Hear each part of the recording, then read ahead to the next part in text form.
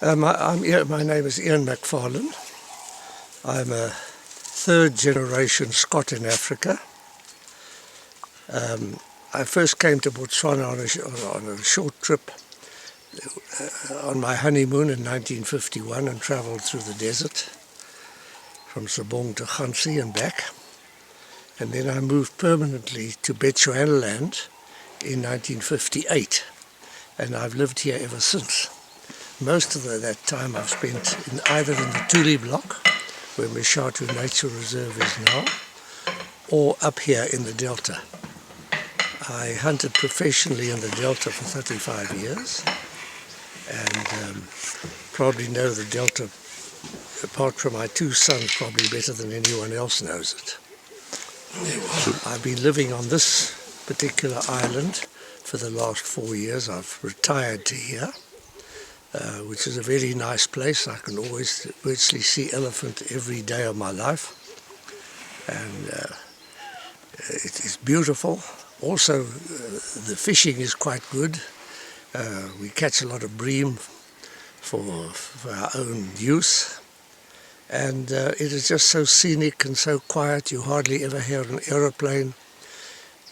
The only people you see are people that you've invited to come and see you, which is also very nice. So what game do you have here around the island? Around the island we have elephant always, we have hippos, we've got bushbuck that live on the island.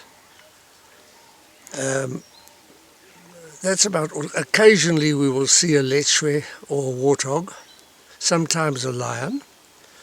Apart from that, of course, we've got the most fantastic birds. There are probably over 300 different species of birds that we can see on this island or from the island. So we were talking about the conflict between cattle and wildlife, and I wonder, the wildlife department, why do they fail to protect the wild animals? I mean, you must remember that they are traditional. They, to them, cattle are much more important than wildlife. Cattle represent wealth in their culture, whereas wildlife is merely something to eat.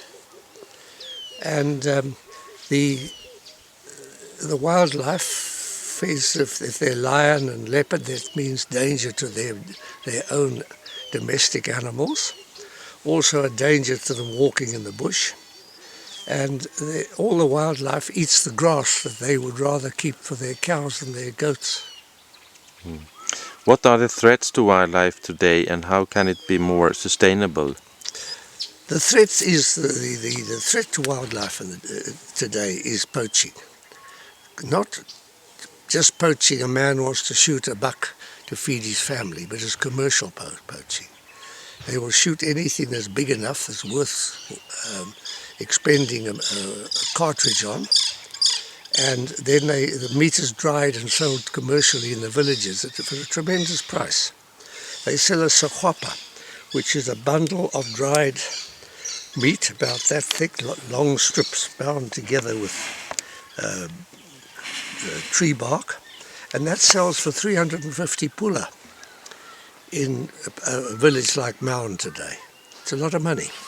And how about the farmers? You mentioned something about the farmers and that they actually poison the lion. And what they do, if a lion comes and kills one of their animals, they will then put poison in that carcass, so that if they come back again, that they will eat that and die. Then they'll have less trouble from that lion or even the whole pride. They may kill up to 10, 12, 15 lions, when only one actually did the killing.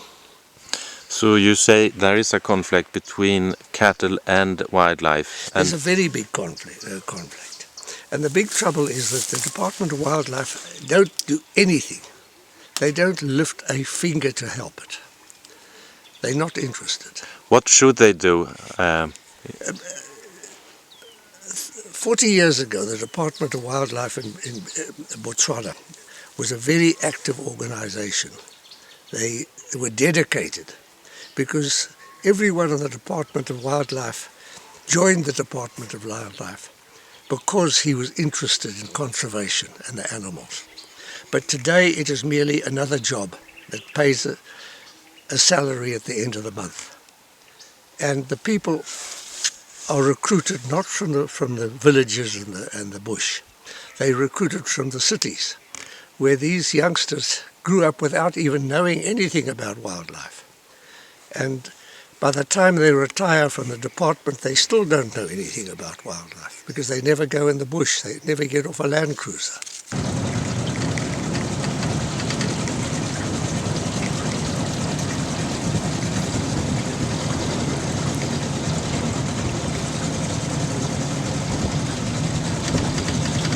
Somewhere here there's a channel that comes in from there.